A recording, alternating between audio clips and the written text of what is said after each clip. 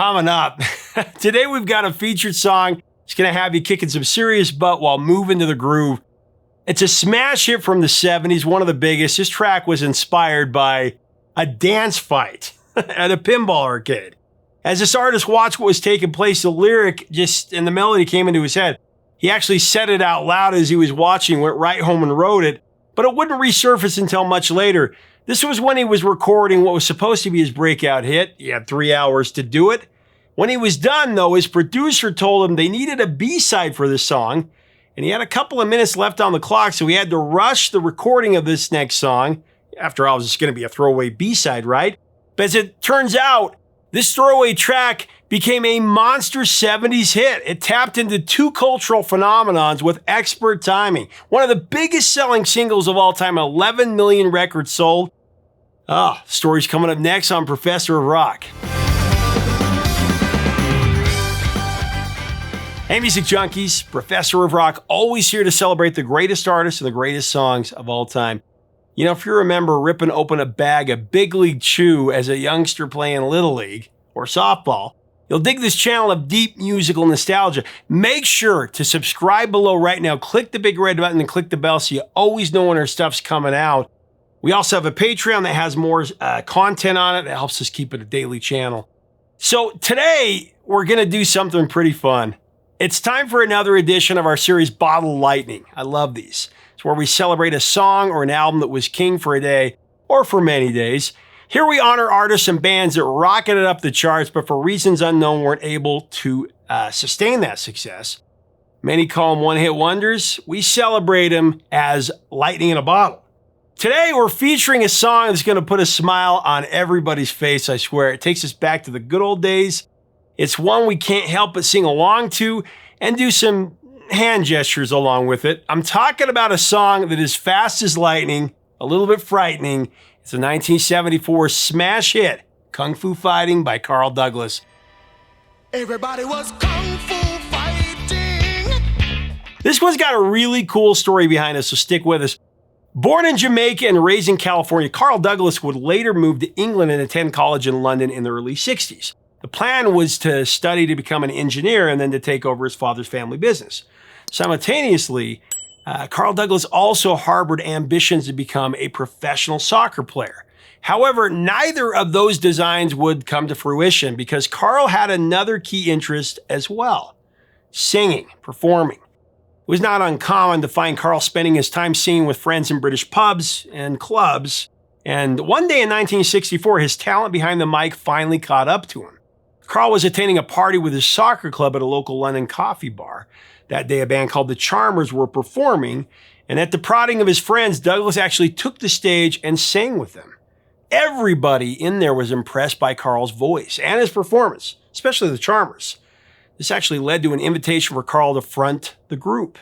Carl Douglas and the Charmers, they gigged around the south of London a while before later transforming into Carl Douglas and the Big Stampede. Cool name there. During the mid to late 60s, Big Stampede toured relentlessly throughout the UK and the Europe scene, and they released a couple of UK soul singles while they were at it. One of these was the song Crazy Feeling. However, that track failed to achieve any success on the charts in the UK.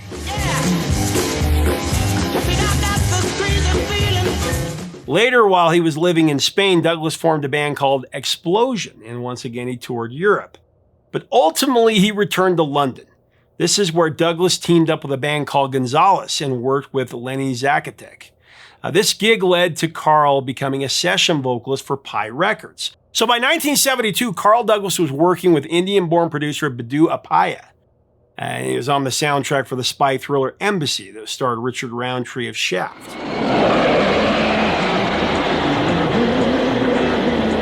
So 2 years later, Biddu reconnected with Carl for another project.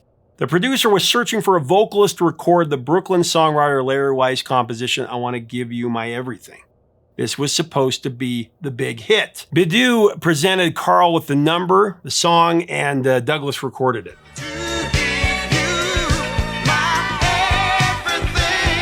The session, it was scheduled for 3 hours. That's how long they thought it would take to get the whole song down.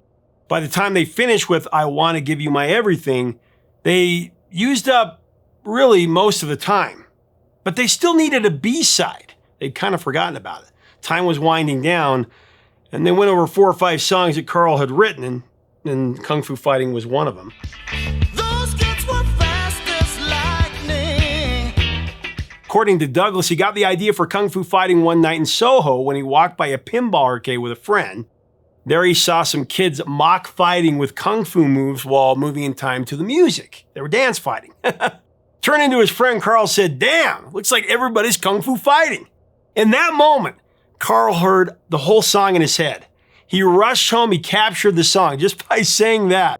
Back in the studio, Kung Fu Fighting was the song that caught Bidoo's attention out of the options, that Carl had. He had 4 or 5 songs, that was the one.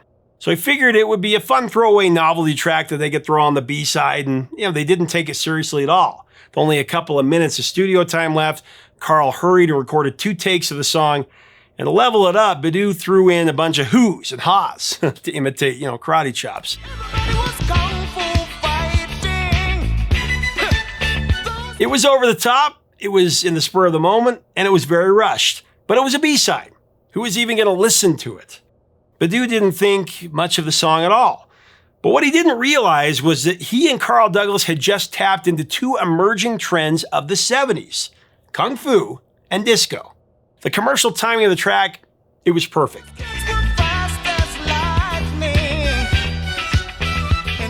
You think about it, in the early 70s, the Kung Fu movie genre exploded onto the scene with exhilarating force, right? It began with the Shaw Brothers' release of The Chinese Boxer in 1970. It's also known internationally as The Hammer of God. The movie was written and directed by and starred Jimmy Wang Yu, who plays Lai Ming, a martial arts student seeking revenge against a band of Japanese karate experts. This landmark film featured kung fu training sequences and action-filled fight scenes, and it was a box office smash.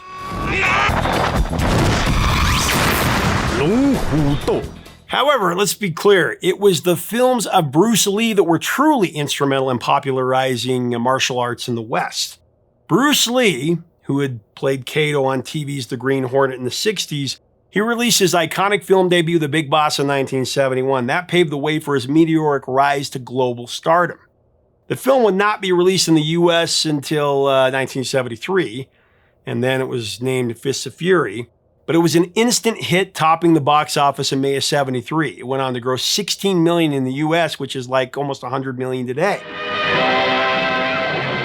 Fists of Fury. Bruce Lee, of course, would leave an indelible mark on martial arts movie history, even with just 4 films to his name before his death in 1973.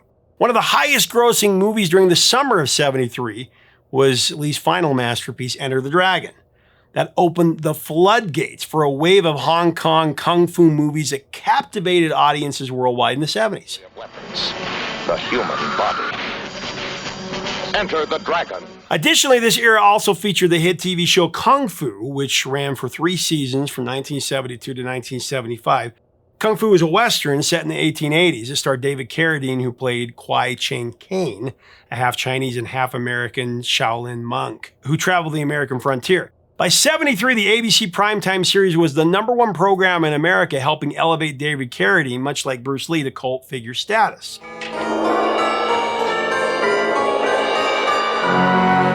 Also on the rise at this time was a music genre that would likewise dominate the 70s, talking about disco, known in retrospect for dance floor acts like the Bee Gees, Donna Summer, and ABBA.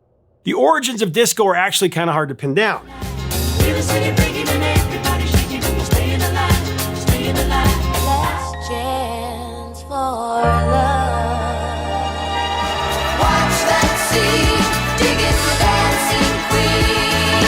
We don't have time for it here. What is clear is that 1974 was a big year for the genre. By this point, it was starting to achieve mainstream success. For example, Rock the Boat by the Hughes Corporation.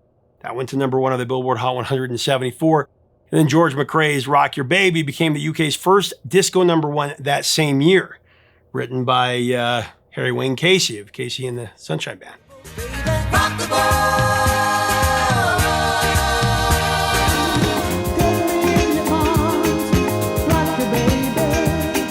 And really, Carl Douglas's Kung Fu Fighting was also a foundational track for disco.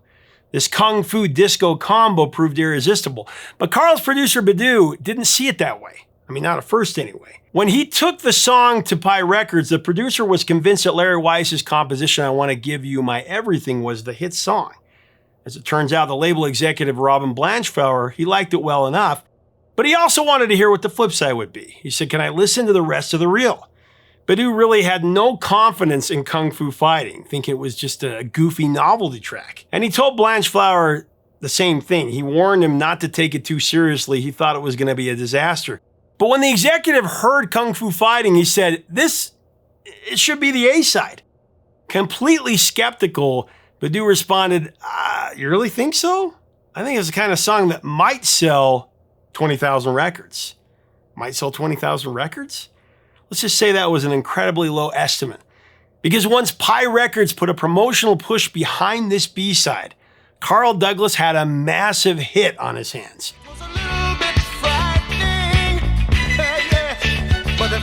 Kung Fu Fighting was first released in the UK, and true, it did get off to a pretty slow start. Didn't receive any radio airplay for about 5 weeks. It sold really poorly. Badu was probably ready to say, I told you so.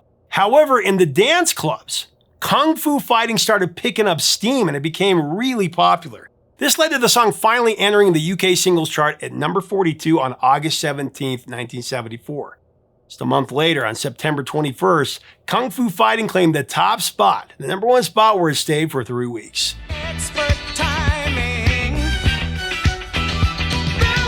Pi Records then teamed with the US label 20th Century to release Kung Fu Fighting in America, and it reached number one on the Hot 100 3 months later. That made Carl Douglas the first Jamaican-born singer to have a number one hit in the United States. But that wasn't all. Kung Fu Fighting also went to number one on the Billboard Hot Soul chart. That made it the first 45 from England to claim an R&B number one. Additionally, Kung Fu Fighting also went to number one on the US Cashbox chart, and it went to number 3 on the Hot Disco Singles chart. And the rest of the world would be breaking out their Kung Fu moves as well, as Douglas's track proved to be a global sensation.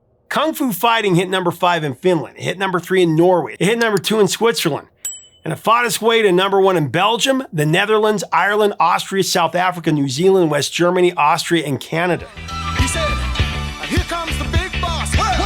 Let's get it on. So yeah, 20,000 copies, that was Badu's estimate. So what was the real number of singles sold? Try 11 million copies. Yeah, that staggering number makes Kung Fu Fighting one of the best-selling global singles ever. Like I said, the timing was perfect. I mean, the convergence of martial arts and disco, it was such a potent combination that proved to be almost too good to be true. Both topics were at the forefront of the zeitgeist, and Kung Fu Fighting managed to capitalize on them both at the same time.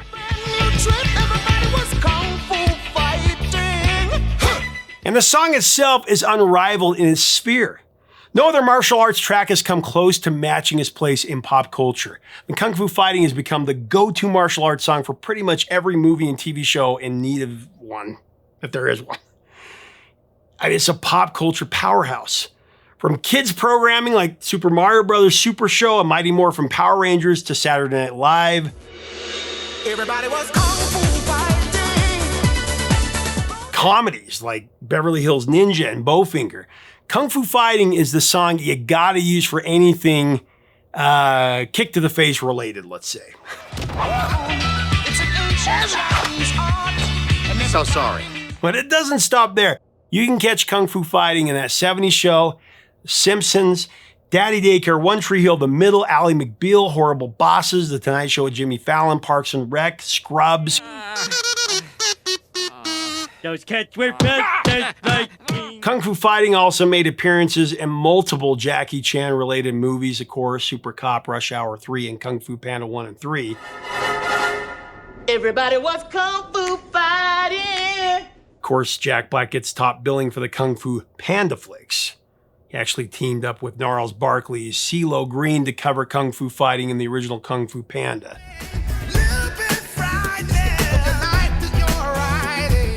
Also, the British boy band The Vamps covered the song in 2016 for Kung Fu Panda 3, because it was such a smash before.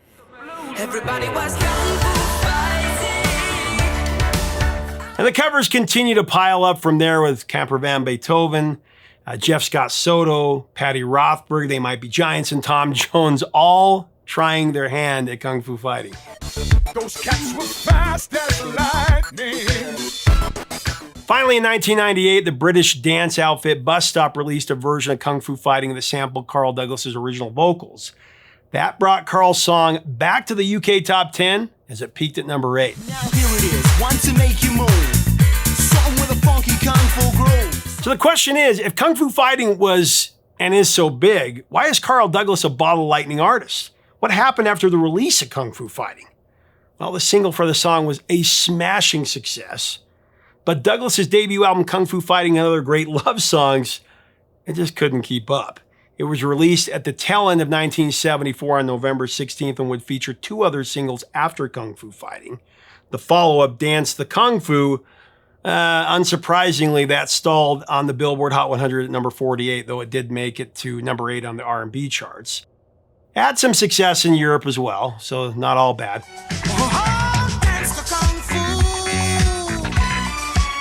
The third single, Blue Eyed Soul, fell flat, missing the Hot 100 and the UK singles chart altogether.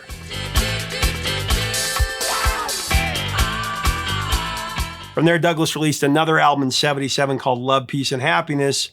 That LP featured the single Run Back, which reached number 25 in the UK, but was nowhere to be found here in the US. Missed the pop charts altogether.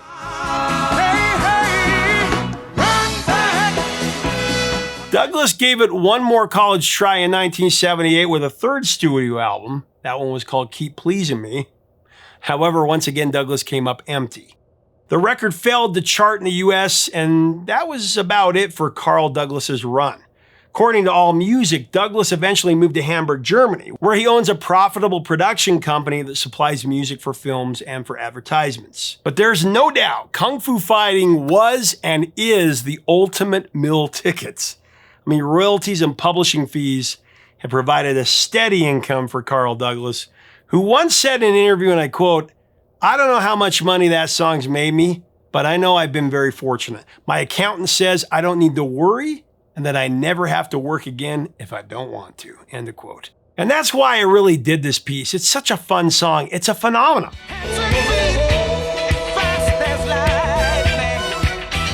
Looking back on the song's legacy, Douglas has been very grateful. He said, "I love that song just as much now as I did 40 years ago. I'm really quite proud of it." More power to him. This was a song that whenever it came on when I was a kid, I begged my dad to turn it up to 11. I loved it. We used to do the dance while we were driving, in his truck. I remember pulling a punch so carelessly, it actually knocked my dad's Pepsi all over the truck. Hey, those were the risks back in the era when you were Kung Fu Fighting.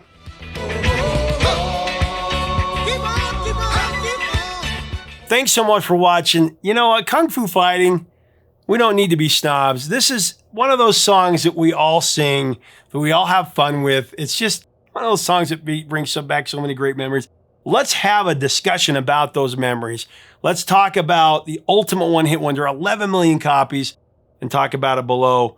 Have you ever Kung Fu fought to this song, had a dance fight to this song? Sorry, I said that wrong. If you like our content, we invite you to subscribe. We'd love to have you as part of our community. Until next time, 3 chords and the truth, my friends.